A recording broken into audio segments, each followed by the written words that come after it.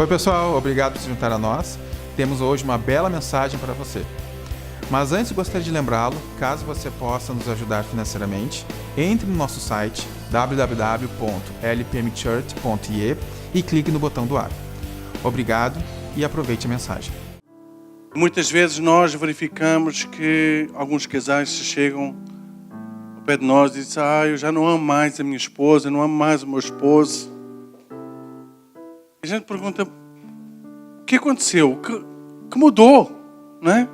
Vocês eram tão apaixonados, vocês eram tão juntos, vocês eram tão... o que mudou desde lá? E muitas vezes o que acontece, irmãos, é que nós nos desligamos. Nós nos deixamos envolver pelas coisas do mundo. Quando eu falo das coisas do mundo, é do dia a dia. Trabalho, filhos, problemas. E isso vai ocupando o espaço que deveria ser do Senhor, deveria ser do nosso esposo, da nossa esposa. Mas a boa notícia, irmãos, é que ainda há tempo. Ainda há tempo para que a gente possa mudar a realidade dessa história. Deus colocou uma palavra no meu coração, algo que tem impactuado muito a minha vida. Uma das coisas que eu mais sou frustrado, porque eu também sou frustrado, irmãos, é não ver o reino dos céus crescer. Muitas vezes nós vemos igrejas crescer, mas nós não vemos o reino. Eu não sei se você se dá conta disso. Hoje nós estamos aqui, além de estarmos menos do normal, não existe aqui um novo convertido, alguém que aceitou a Cristo ontem, anteontem, há uma semana atrás. E nós fomos chamados para isso. O sonho de Deus para a igreja é que o seu reino cresça. E não é cresça a conta-gotas. Quando o Renato escolheu esta música, ela se encaixa muito dentro daquilo que hoje eu quero compartilhar com os irmãos. Porque eu quero que nós voltemos lá na igreja de Atos, onde tudo começou, para nós vermos, irmãos, que a mesma igreja que era lá, ela pode ser aqui hoje. Mas para isso nós precisamos ser como aqueles irmãos que foram impactados pela palavra, foram impactados pelos ensinamentos de Jesus e, acima de tudo, foram impactados pela presença do Espírito Santo. Não tem como, irmãos, nós enchermos algo que já está cheio. Não tem como. Para isso nós precisamos o quê? Nós precisamos de nos esvaziar. E nesta noite eu queria que você baixasse a sua cabeça. Fechasse os seus olhos. Eu queria orar antes de entrar na palavra. Pai, no nome de Jesus, nesta hora, Pai, eu oro por todos aqueles que estão aqui, por todos aqueles que nos acompanham através da internet. Senhor, que eles possam esvaziar de si mesmos. Pai, que a sua mente ela possa estar cativa e preparada para receber esta palavra, Senhor, vinda de Ti. Sabemos, Pai, que Tu tens o desejo, Senhor, de transformar vidas. Tu tens o sonho e o desejo de, Pai, de tornar os Teus filhos frutíferos. Por isso, Pai, no nome de Jesus, eu Te peço agora, unge os corações, unge as mentes, unge os ouvidos para ouvir, que todo o espírito de cansaço, todo o espírito de sono, que esteja amarrado agora no nome de Jesus. Eu declaro que as mentes elas são cativas para a Tua palavra, no nome de Jesus. Amém? Como eu disse, o sonho de Deus é que a sua igreja cresça.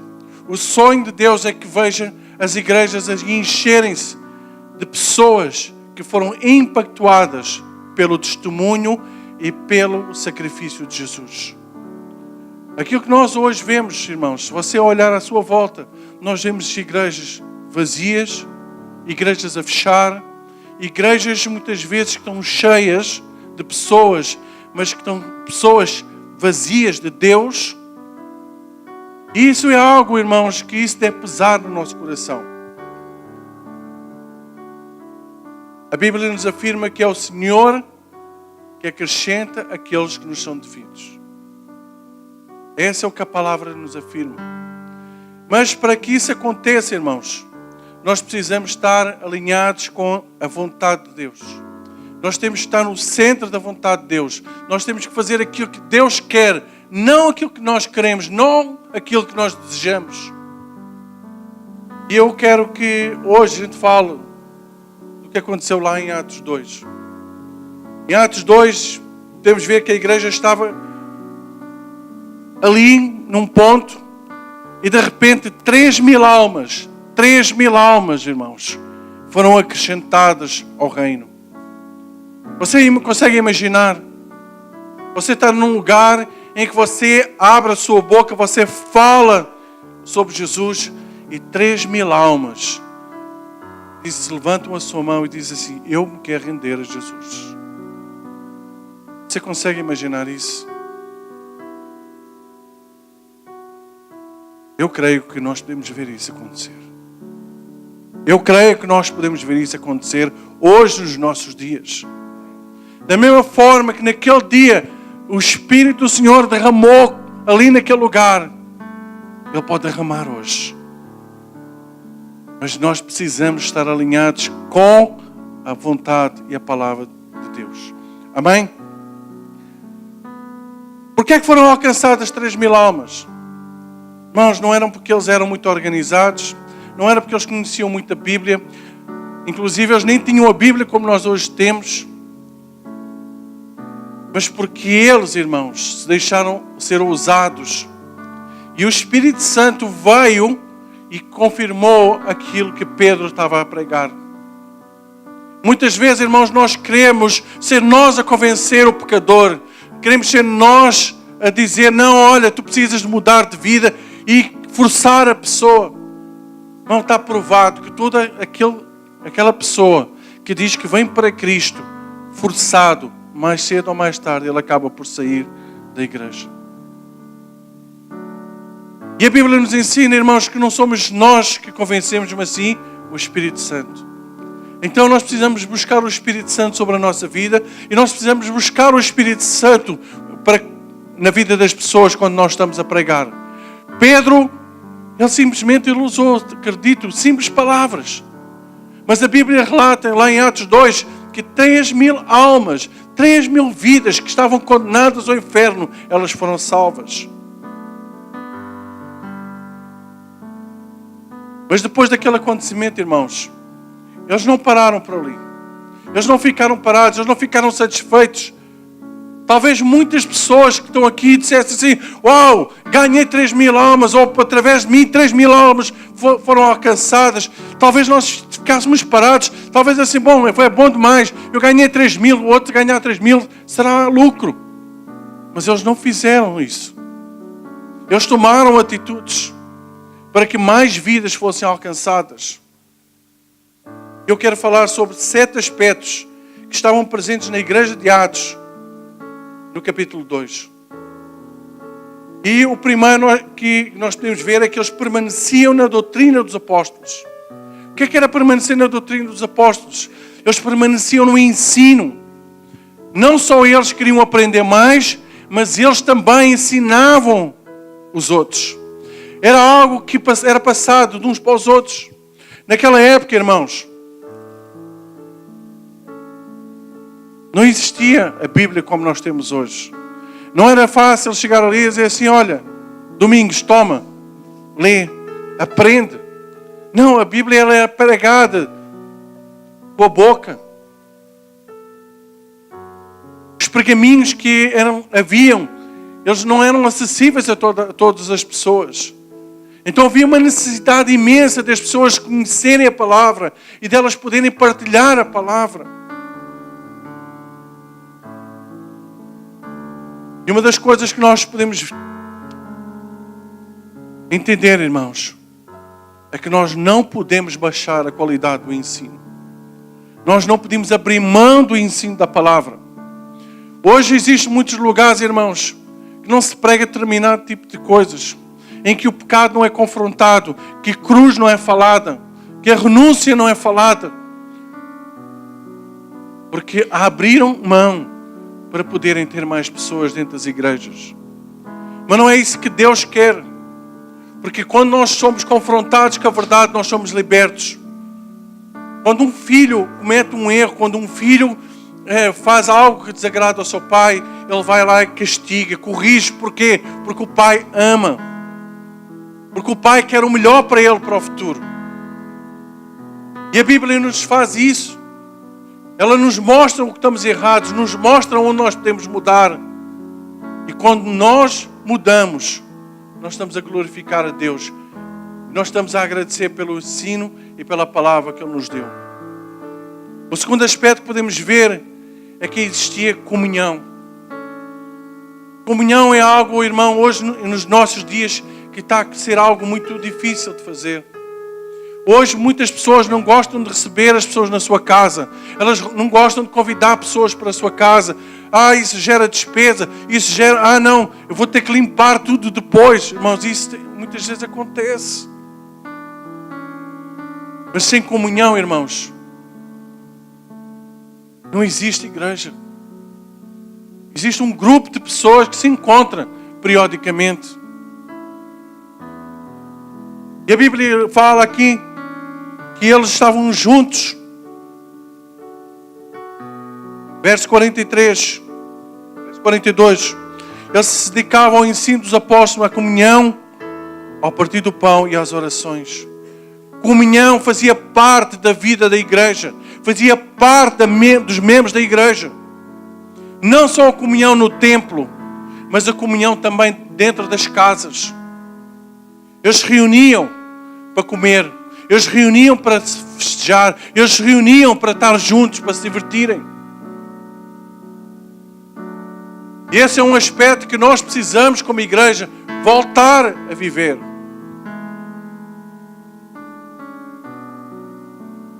Terceiro aspecto, eles tinham refeições juntos.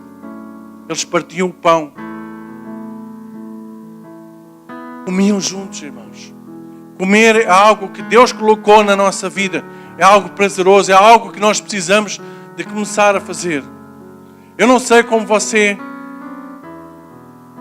costuma fazer, mas eu amo ter pessoas junto. Adoro ter pessoas na minha casa, comer junto, saborear junto, partilhar experiências. Uma das coisas hoje que caiu em desuso, irmãos, dentro da própria família, é o sentar à mesa. Hoje, muitas vezes, as famílias elas já não se sentam mais à mesa, porque vem um, come, né? Vem outro, come depois. E é algo que nós precisamos fazer, nós precisamos comer juntos. É um momento sagrado, é um momento onde nós podemos compartilhar as coisas que aconteceram no dia. É a hora que a gente pode estar ali juntos, irmãos. E os apóstolos e os discípulos, eles estavam juntos. Eles partiam o pão e eles comiam juntos. Quando nós comemos juntos, irmãos, nós desenvolvemos laços de amizade. E sabe uma coisa? Só quando você come junto, na mesa do seu irmão, e ele na sua, é que você vai se aperceber quem realmente ele é. É no dia a dia, quando você convive com a pessoa, que você vai descobrir, afinal ele tem defeitos. Afinal ele também fica de mau humor. Ele também precisa da minha ajuda para mudar nesta área, irmãos. E você vai descobrir isso quando você está junto. Quando você está em comunhão. Né? Por que é que a igreja cresceu tanto? Porque eles estavam juntos. E não existe nada melhor, irmãos, que um bom prato de comida para atrair pessoas. Eu costumo dizer sempre à minha esposa, nós vamos conquistá-los pelo estômago. Nós vamos conquistá-los pelo estômago. E Deus me deu um dom tão bom de poder fazer boa comida saborosa. E eu tenho usado isso. Segunda-feira, tenho um casal que irá à minha casa. Vai lá para comer. Na verdade, eu quero ganhá-los para Cristo. Eu quero ganhá-los para Cristo. Mas eu vou usar a comida. Eu vou usar essa estratégia. E, acima de tudo, desenvolver uma amizade com eles. Porque quando nós estamos com pessoas, quando nós comemos com as pessoas, irmãos, nós estamos a desenvolver vínculos. Nós estamos a desenvolver uma amizade. Quem aqui pode dizer verdadeiramente que tem mais do que 10 amigos? Levanta a mão. 10 amigos. 15 amigos. Em que você pode dizer assim, são confiáveis. Mas eu estou a falar amigos, eu não estou a falar conhecidos. Amigos, aquele que come na sua casa, você vai lá, você partilha. São poucos, irmãos. São poucos aqueles que infelizmente têm. Mas sabe uma coisa? Nós podemos começar a desenvolver isso. Não depende do outro, depende de si, depende do primeiro passo que você dá. Havia uma ligação espiritual, mas também havia uma ligação de vida. Eles passavam tempo juntos. Não só uma vez por semana. No culto, no templo. Não, a Bíblia diz que eles estavam juntos todo o tempo. Ora eles estavam no templo, ora eles estavam nas casas.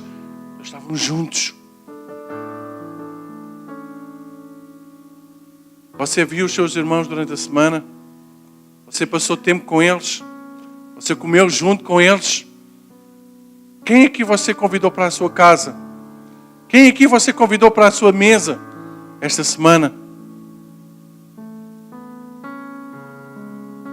O quarto aspecto era a oração.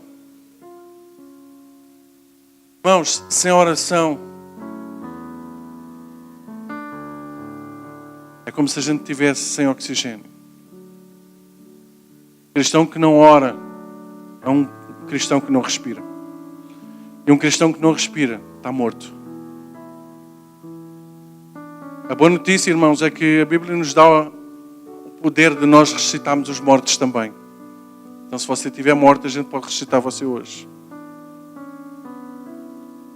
Oração é algo de intimidade com Deus. Oração não depende do vizinho do lado. Não depende de quem está ao seu lado. Não depende se você está bem, se você está mal. Oração é algo que deve mover a sua vida. Deve gerar uma necessidade na sua vida. Eles buscavam o Senhor juntos. E quando eles se juntavam para orar, o Senhor se manifestava de uma forma poderosa. Hoje nós olhamos muitas vezes para as igrejas e a gente vê muitas vezes igrejas cheias de emoção. Nós vemos igrejas muitas vezes ali de mãos levantadas.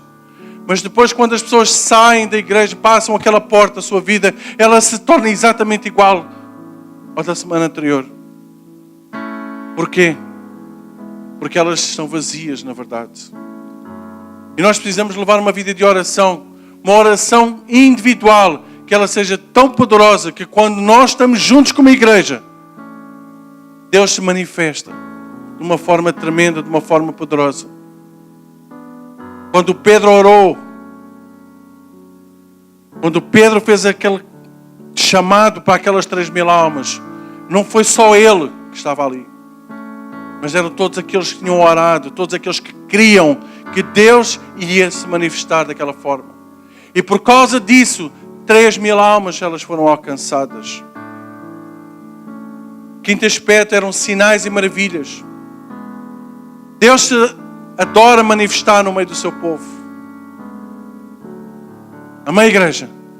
Deus te adora a manifestar no seu povo. De uma forma sobrenatural. Deus quer levantar homens e mulheres com dons de profecia, dons espirituais, dentro desta igreja, irmãos. Deus quer usar cada um de nós. Mas para isso, irmãos, nós precisamos voltar lá, o primeiro amor, à pureza, crendo que Deus não mudou. A Bíblia diz que Ele é o mesmo ontem, hoje e será eternamente. Amém, igreja? Vocês creem nisso? Vocês creem que o mesmo Deus que salvou lá aquelas 3.000 almas é o mesmo de hoje e será o mesmo eternamente? Então, se Ele é o mesmo Deus, irmãos, você não pode duvidar que o mesmo Deus que curou cegos, o mesmo Deus que levantou paralíticos, o mesmo Deus que salvou mortos que já estavam mortos, é o mesmo Deus que irá agir no nosso meio. Você pode dar um forte glória a Deus? Você pode dizer assim, glória a Deus, Glória a Deus, porque o mesmo Deus da igreja de Atos é o mesmo Deus que eu hoje sirvo. É o mesmo Deus, irmãos. Deus quer que cada um de nós sejamos cheios do seu poder. Não só dentro da igreja, irmãos, mas aonde você estiver, aonde for necessário usar o poder de Deus, que nós possamos chegar lá e colocar a nossa mão sobre os enfermos e eles serem curados. Nós colocarmos a mão sobre as pessoas e elas serem libertas. Nós falarmos palavras de vida, palavras de salvação e as pessoas se renderem. Esse é o poder que está dentro de nós. A palavra diz que Cristo em nós, a esperança da glória. Cristo em nós, a esperança da glória. Nós somos a esperança, irmãos. Sabia que você é a esperança para muitas pessoas aí fora? Você sabia que é a esperança para muitos daqueles que estão a morrer e não sabem?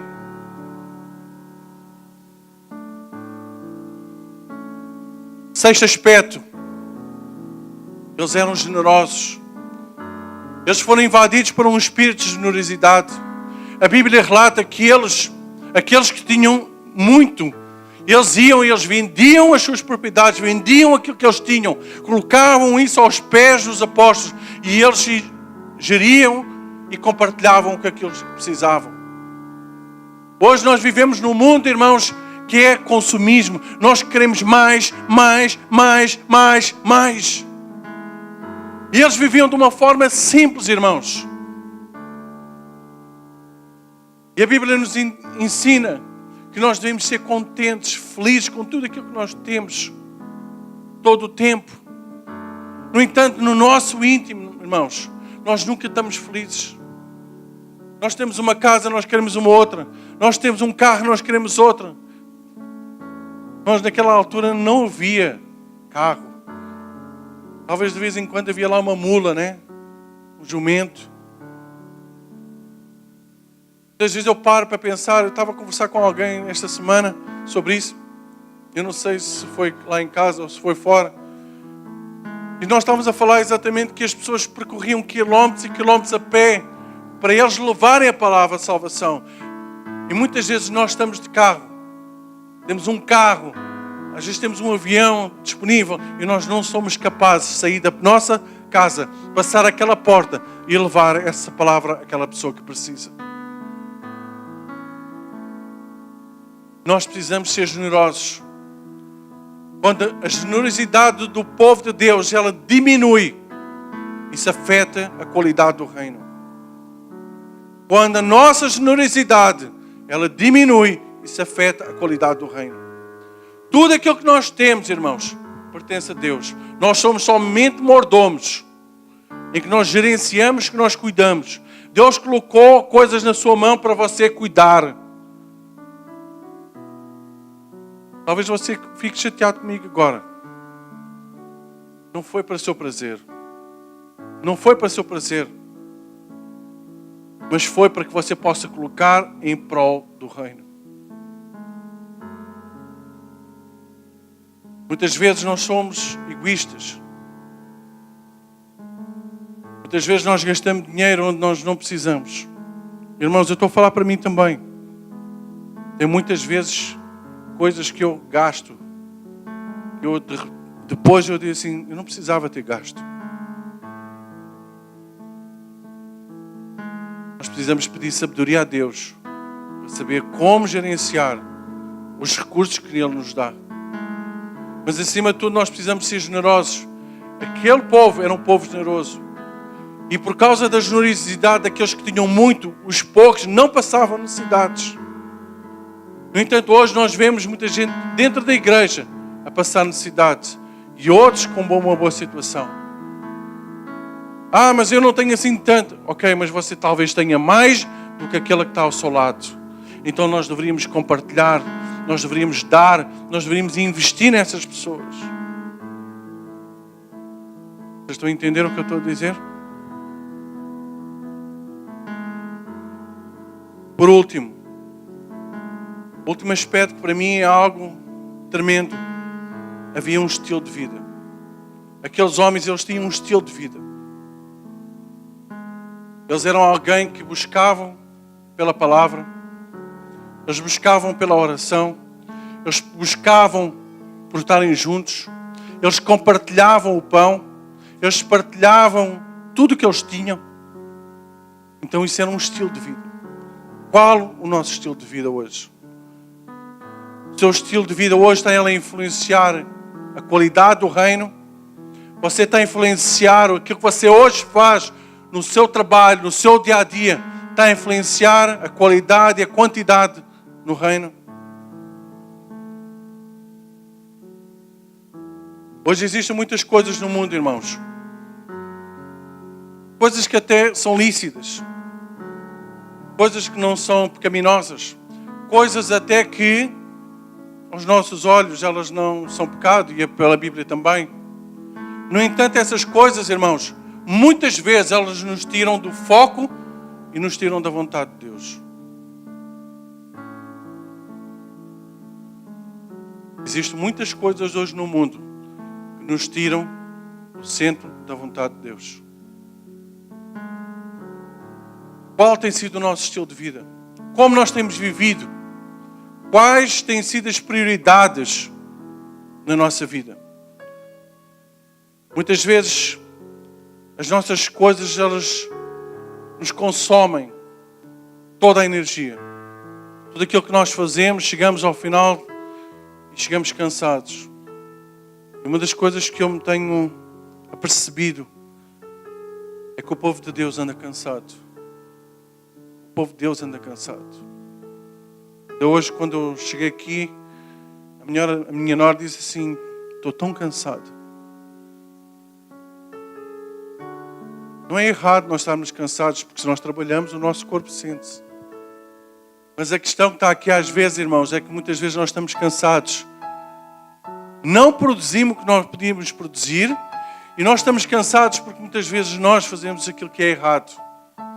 Gastamos as nossas forças naquilo que nós não deveríamos, e naquilo que nós deveríamos nós não investimos. Quais são as nossas prioridades? O que tem sido uma prioridade para nós?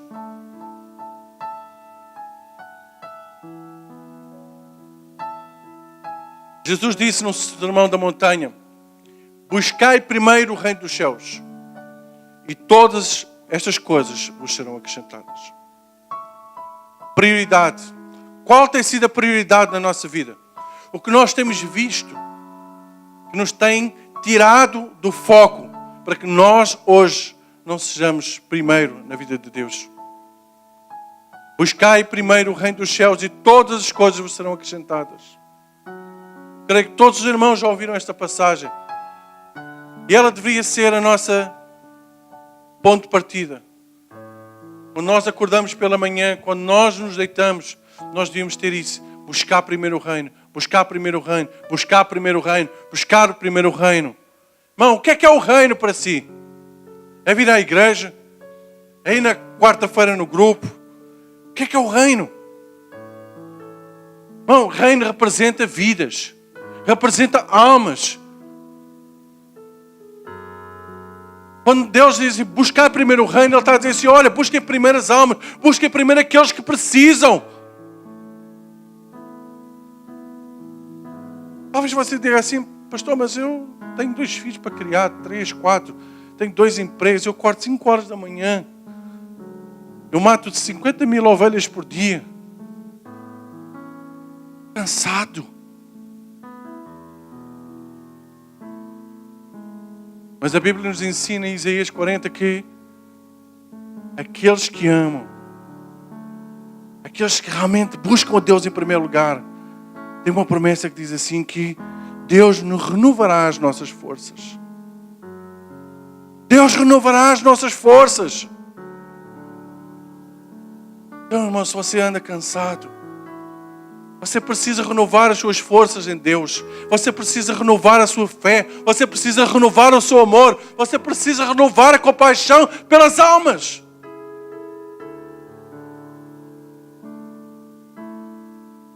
Nós precisamos voltar ao primeiro amor.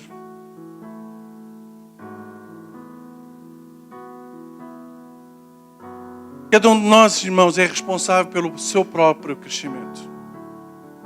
Se você quer crescer em Deus, hoje em dia, irmãos, você tem todas as ferramentas, todas, à sua disposição.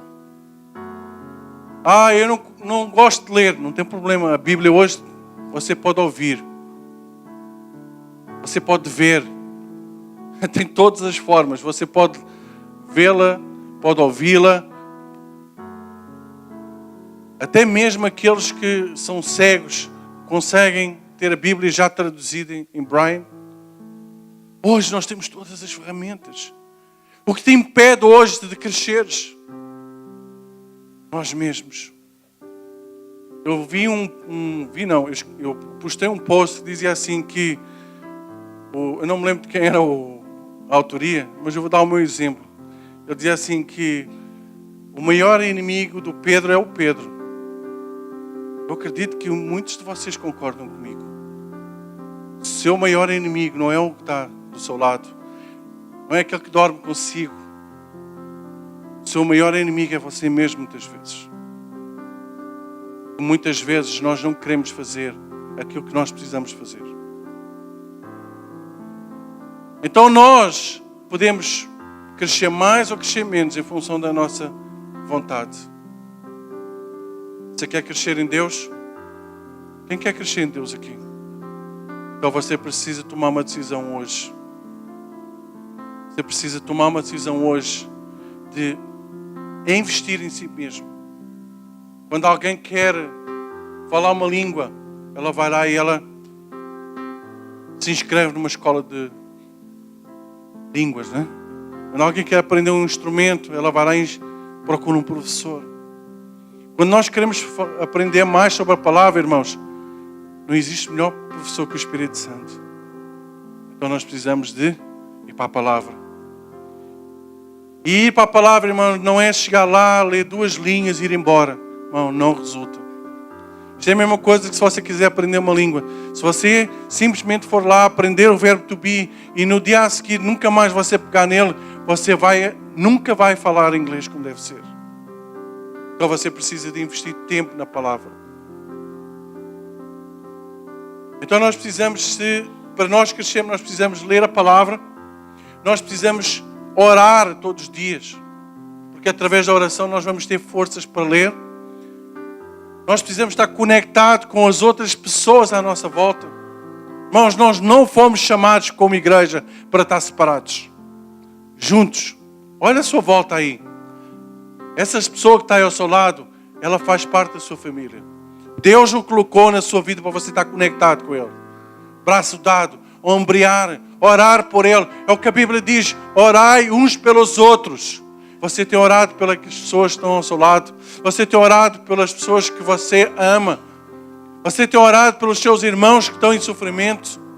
Porque é o que a Bíblia nos ensina. Orai uns pelos outros.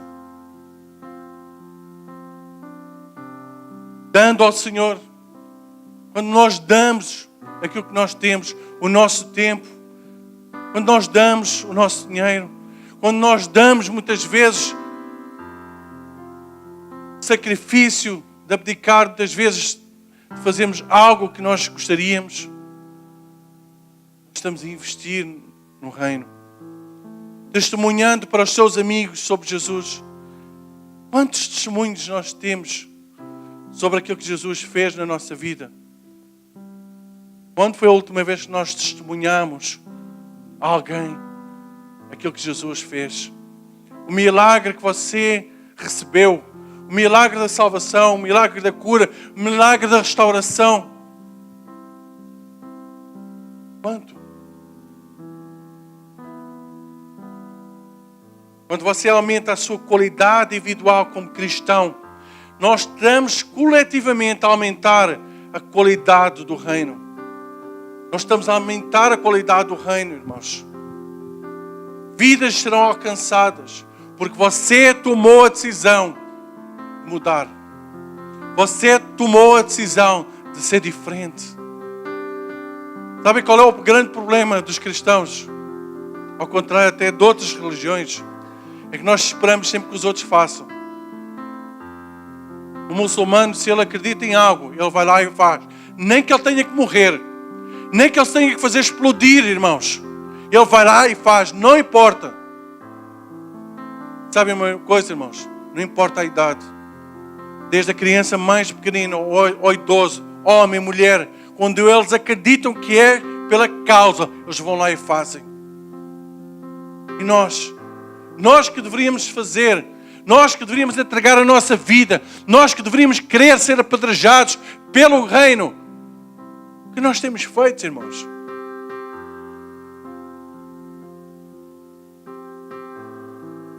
Depois de 3.000 almas terem sido alcançadas, Pedro e João, eles se dirigiram para o templo. E lá havia um homem, na entrada desse templo, aleijado. Um homem que ele não conseguia se levantar. Ele não se conseguia levantar. Quando Pedro passou, aquele homem que estava ali de mão estendida, ele estava a pedir dinheiro. Pedro disse assim, olha, eu não tenho nem ouro nem prata. Não tenho dinheiro. Mas aquilo que eu tenho, eu te dou. Levanta-te e vai no nome de Jesus. E a Bíblia relata, podemos ler, Atos 3, 6 a 8, diz assim, disse Pedro, não tenho prata nem ouro, mas o que eu tenho eu lhes dou. Em nome de Jesus Cristo Nazareno, ande. Segurando-o pela mão, ajudou-o a levantar-se. Imediatamente os pés e os tornozelos dos homens ficaram firmes. E de um salto pôs-se de pé e começou a andar. E depois entrou com eles no pátio do templo, andando, saltando e louvando a Deus. Quem não queria ter vivido esse milagre? Quem de nós aqui não queria ter tido a audácia que Pedro teve? Porque eu acredito que muitas vezes pessoas já passaram por nós aleijados, cegos, mendigos. E muitas vezes nós até dissemos assim, não, eu não tenho dinheiro aqui, né? Porque nós não chegamos ao pé daquele homem e dizemos, olha, eu não tenho ouro, eu não tenho prata, eu não tenho dinheiro, mas aquilo que eu tenho, eu derramo agora sobre a tua vida. O que nos impede de fazer isso? O que nos tem impedido nós vivemos isso? O sobrenatural de Deus é essencial numa cultura de reino. Nós precisamos voltar a esse tempo em que os demónios saem quando nós dizemos para eles saírem. Que as pessoas são curadas quando nós colocamos a mão. Mas para isso, irmãos, nós precisamos ser transformados. Nós precisamos ser cheios, irmãos. Vocês se lembram há pouco quando eu falei? É impossível encher algo que está cheio. Nós precisamos nos esvaziar, irmãos. Nós temos que nos esvaziar da cultura que nós temos, da mentalidade que nós temos. Nós temos que nos encher com a palavra. Nós temos que nos encher com o Espírito Santo. E nós vamos ver mais à frente. A presença de Deus era tão grande na vida de Pedro, na vida de João e dos seus discípulos, que quando ele passou, passado um tempo, ele passa pelo tempo, e as pessoas, irmãos, eram curadas através da sua sombra. Nem era preciso ele colocar a mão, nem era preciso ele abrir a boca, irmãos. Somente a sombra de Pedro era o suficiente para que as pessoas fossem curadas. Você consegue imaginar isso, irmãos? Você consegue, você viver esse momento? Como seria a sua fé? Como você ficaria abalado se você visse isso acontecer?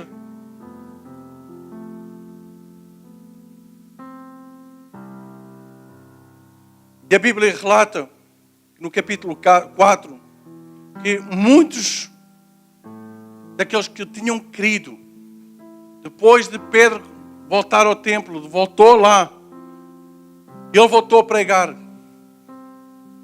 E a palavra, ela diz que mais 2.000 pessoas, cerca de mais ou menos 2.000 pessoas, elas foram alcançadas novamente.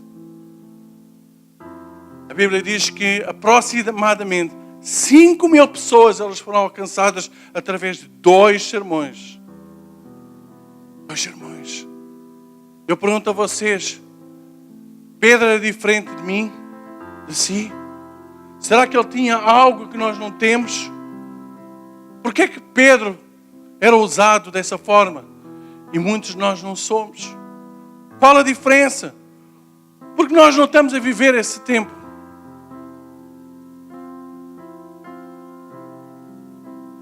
Quando aquelas 5.000 almas foram alcançadas, o sumo sacerdote, ele diz assim, nós temos que parar este homem. Nós temos que parar que este homem de falar sobre Jesus. Eles tinham levado Jesus para a cruz. Jesus tinha morrido. Mas ao contrário do que eles esperavam, Jesus ressuscitou. Jesus ressuscitou. Quando Jesus ele foi levado às alturas, os seus discípulos, os seus seguidores, eles continuaram a pregar a palavra. Eles continuaram lá. Porquê? Porque eles tinham fome, eles tinham o desejo de levar a palavra que eles precisavam. E aquele sumo sacerdote chegou-se ao pé deles: vocês têm que parar de falar desse Jesus. E eles foram julgados na prisão. Quando eles foram libertos, irmãos, eles foram ameaçados. E naquela época, irmãos, a ameaça não era assim branda, né? Para lá com isso, né? Parem de falar desse Jesus, nós não queremos isso. Irmãos, as ameaças naquela época é que eles iam ser apedrejados, iam colocados na prisão, iam ser enforcados, né? Jogados nos leões. Essas eram as ameaças daquela época. E sabem o que é que aqueles homens fizeram? Eles não pegaram e ficaram com medo, eles não começaram a chorar e voltaram para as suas casas. A Bíblia relata, irmãos, lá no capítulo 5, que eles se juntaram numa casa mais dos seus amigos e eles começaram a orar. Eles começaram a orar. Hoje, muitas vezes, quando nós enfrentamos um problema, nós ficamos fechados no nosso quarto, deitamos a cabeça lá no travesseiro e choramos, lamentamos. E agora o que eu vou fazer? Como vai ser? Não, irmãos, não foi isso que eles fizeram.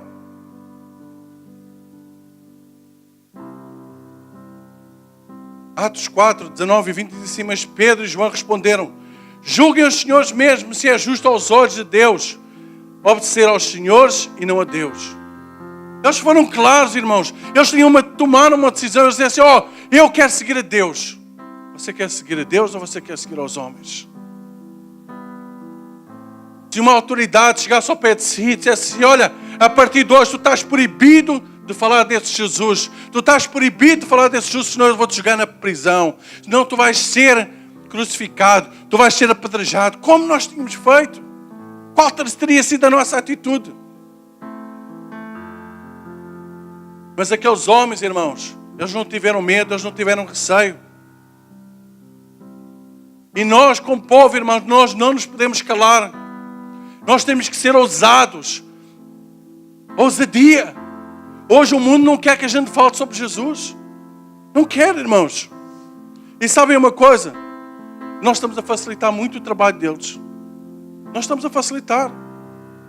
Muita gente diz assim que a culpa é toda do diabo. Irmãos, ele até tem culpa. Mas a maior culpa é nossa. Nós não temos vergonha na cara.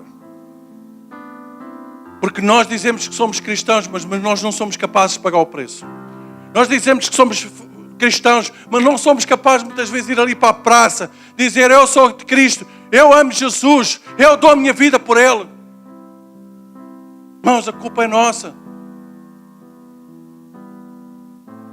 Aqueles homens e mulheres não se calaram. Não se calaram. Capítulo 4, vamos lá. Se você tiver a sua Bíblia, versículo 23 a 31. Quando foram soltos, Pedro e João voltaram para os seus companheiros e contaram tudo o que os seus sacerdotes e líderes religiosos lhe tinham dito. Ouvindo isso, levantaram-se junto a Deus, dizendo: ó soberano, tu fizeste os céus e a terra, o mar e tudo que neles há. Tu falaste pelo Espírito Santo, por boca do teu servo, nosso pai Davi. Porque se enfurecem as nações e os povos conspiram em vão, os reis da terra se levantam, os governantes reúnem contra o Senhor e contra o seu ungido. De facto, Herodes e Pôncio Pilatos reuniram-se com os gentios e com o povo de Israel nesta cidade, para conspirar contra o seu santo servo Jesus, a quem ungiste.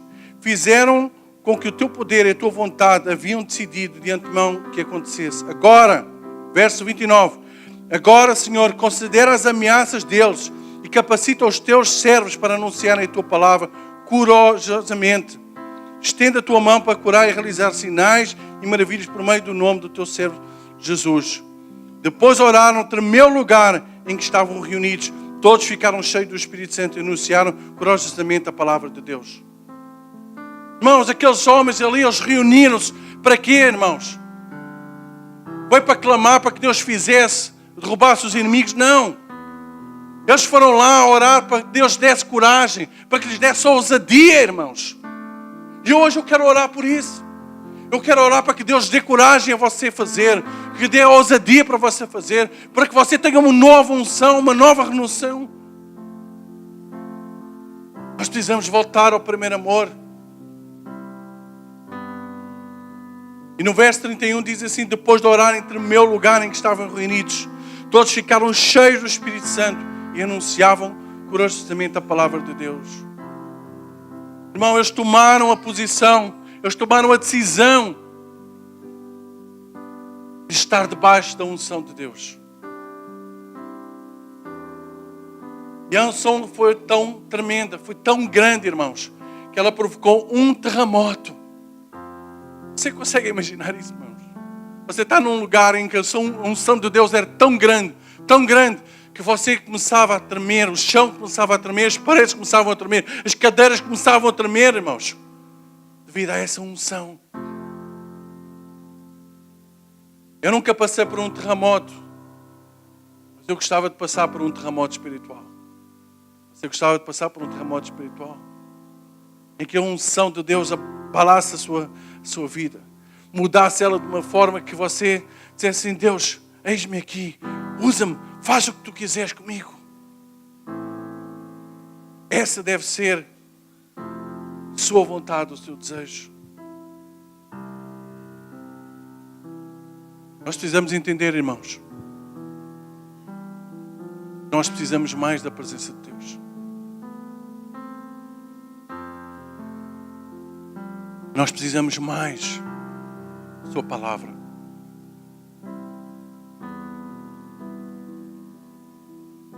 Eu não sei como você tem se alimentado. Eu não sei o quanto fraco ou forte você está. Mas aquilo que eu posso lhe dizer hoje: Deus quer mudar a sua história. Deus não quer que você saia daqui da mesma forma. E aquilo que eu desejo é quando você hoje for para casa, que você não consiga dormir, que possa ser incomodado com esta palavra. E que amanhã, quando você acordar pela manhã, a primeira coisa que você sinta é a necessidade de se aproximar de Deus. Que você sinta a necessidade de dizer assim: Deus, o que é que eu tenho para fazer hoje? Quantas vidas eu tenho que alcançar? O que é que eu preciso fazer para o teu reino? Esse é o desejo que eu tenho. Isso tem incomodado muito o meu coração. Eu tenho compartilhado isso com vários irmãos. Nós temos compartilhado isso nos nossos grupos, irmãos. A necessidade de nós fazermos algo pelo reino. Nós fazemos algo pelas almas. Infelizmente, uma pessoa de família, ela se suicidou na nossa família. É algo triste quando alguém morre, e principalmente quando alguém se suicida. E principalmente alguém que não conheceu a Cristo. E nós sabemos que a Bíblia nos ensina que só há dois caminhos: o caminho da vida eterna ou da morte eterna.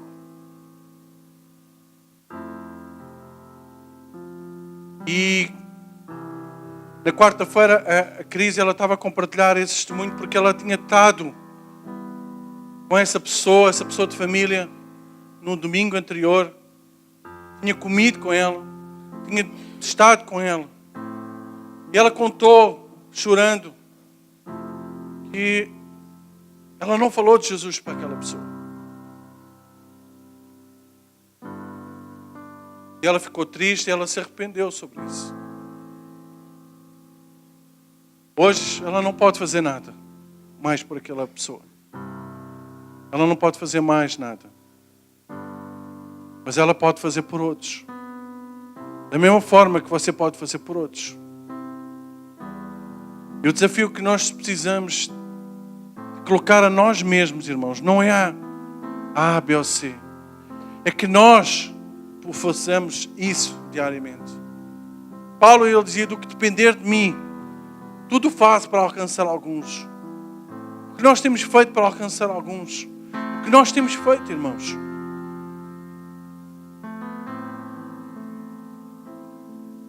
Atos 5. Para nós terminarmos. O versículo 12 diz assim: os apóstolos realizaram muitos sinais e maravilhas entre o povo. Todos que creram costumavam reunir-se no pórtico de Salomão. Dos demais ninguém ousava juntar-se a eles, embora o povo estivesse em alto conceito. O número cada vez maior de homens e mulheres que criam no Senhor lhes eram acrescentados. De modo que o povo também levava os doentes das ruas, que os colocava em camas e macas, para que, pelo menos, a sombra de Pedro se projetasse sobre alguns, enquanto ele passava. Afluíam também multidões de cidades próximas a Jerusalém, trazendo os seus doentes, os que eram atormentados, os espíritos e todos que eram curados. Bem, irmãos, o poder de Deus era tremendo. Mas sabem quando é que começou? Quando aqueles homens, eles decidiram tomar uma posição. Quando aqueles homens começaram a mudar de vida. E não parou por aqui. Capítulo 6, versículo 1 diz assim: naqueles dias, crescendo o número de discípulos dos judeus de fala grega entre eles, queixaram-se dos judeus de fala hebraica, porque suas viúvas estavam sendo esquecidas na distribuição diária de alimento. Por isso os 12 reuniram-se, todos os discípulos, e disseram: não é certo que negligemos o ministério da palavra, a fim de servir às mesas. Irmãos, escolham entre vós 7 homens de bom testemunho, cheios do espírito de sabedoria. Passaremos a eles essa tarefa e nos dedicaremos à oração e ao ministério da palavra. Tal proposta agradou a todos. Então escolheram Estevão, um homem cheio de fé e do Espírito Santo, além de Filipe, Prócoro, Nicanor, Timão e por aí fora. Quando a igreja cresce, irmãos, há uma necessidade de mais obreiros. Quando a igreja cresce, há uma necessidade de mais homens e mulheres consagrados. Eu sou feliz. Muitos de vocês, praticamente todos aqui, vocês servem nesta igreja. Mas a Bíblia diz, irmãos, que nós temos que nos preparar, porque mais irão ser enviados, mais serão acrescentados, e isso vai haver mais trabalho. E a Bíblia diz que também nós precisamos de ter pessoas sábias, cheias do Espírito Santo e, acima de tudo, de bom testemunho. Então cabe-nos a nós também levantarmos mais pessoas, treinarmos mais pessoas. No livro de Atos nós podemos ver que o nível de intimidade e de qualidade daqueles cristãos era muito grande. E é esse nível de intimidade, irmãos, e nível de qualidade que eu quero ver em todos nós. Todos nós, irmãos. Se você quiser, se você desejar, Deus irá transformá-lo. Deus irá enchê-lo de uma forma em que você poderá fazer aquilo que Deus quer que você faça. Nós podemos ver que, primeiro, 3.000 almas tinham sido adicionadas. Se 3.000 almas tivessem sido adicionadas aqui, irmãos, eu acho que eu teria aos pulos. Eu não sei, eu teria a anunciar ao mundo inteiro. Eu creio que você também. Depois mais 2.000 almas foram adicionadas. Uau! 5.000 almas! Vamos fazer um banquete, vamos fazer uma festa. Mas no capítulo 6 nós podemos ver, irmãos, que em vez de haver uma adição, ela passou a haver uma multiplicação. E aqui existe uma diferença grande, irmãos. Talvez você nunca tivesse parado para pensar. Adicionou 3.000, depois foram adicionados 2.000 e depois, por final, houve uma multiplicação. Talvez você não tenha pensado assim, porque 2 e 2 são 4, concordam comigo? É não? 2 e 2 são 4. E 2 vezes 2 também são 4. Então existem alguns estágios em que a igreja, tanto a adição como a multiplicação, ela é muito idêntica. Mas chega uma altura, irmãos, que a unção é tão grande, que a unção é tão forte, que a multiplicação ela vai se tornar mais forte. Então, 4 mais 4 já são 8. Mas quantos são 4 vezes 4? 4 vezes 4 já são 16. E esse é o estágio, irmãos, que nós vamos chegar. Que eles chegaram aqui no capítulo 6. Já havia uma multiplicação. E nós vamos viver essa multiplicação aqui. Mas sabem quando nós vamos viver essa multiplicação aqui? Quando nós soubermos trabalhar juntos. Quando nós soubermos caminhar juntos. Quando nós tivermos o desejo de impactuar esta nação. Quando nós tivermos o desejo de impactuar vidas. Amém? Amém, irmãos? Como é que eu posso mudar a história de alguém? Como eu posso tocar na vida de alguém? Como eu posso ser mudado? Talvez você esteja a perguntar, mas aqueles homens lá, eles conheceram Jesus em carne e osso.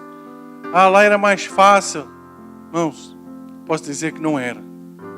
Naquela época, o povo, irmãos, eles queriam era boa vida. Eles só queriam bebida, comida, sexo. Se nós analisarmos a Bíblia, irmãos, isso e outras coisas piores é o que eles queriam. Eles não queriam nada com Deus.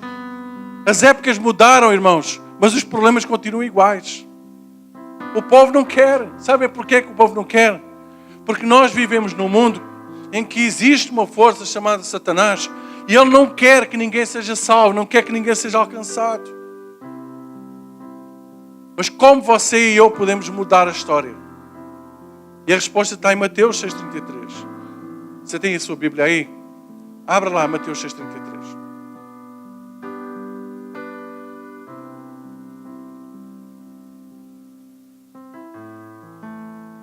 Mateus 6,33 diz assim: buscai o reino, buscai primeiro o reino e a sua justiça, e todas as coisas vos serão acrescentadas. Buscai primeiro o reino. Esse é o segredo, irmãos. Você quer mudar o mundo, você quer mudar a cidade, você quer mudar a vida de alguém, busque primeiro o reino. Quando você coloca o reino em primeiro lugar, quando você tem o reino gravado na sua vida, você vai mudar. É como Pedro. Pedro estava tão cheio da presença de Deus que até a sombra dele curava pessoas. Você crê que a sua sombra vai curar alguém? Alguma vez a sua sombra curou alguém? Eu creio, irmãos, que nós podemos viver esse tempo.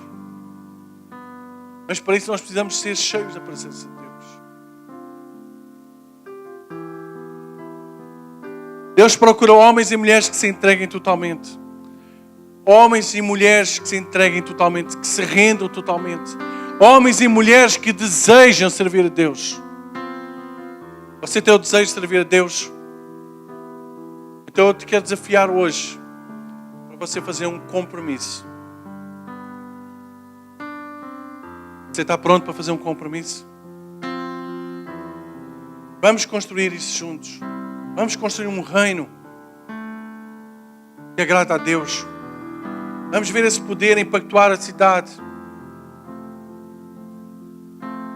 Existe uma diferença, irmãos, entre alguém que é compromissado e alguém que participa só. Tem muitas pessoas que elas participam de uma igreja, mas poucos são aqueles que são compromissados.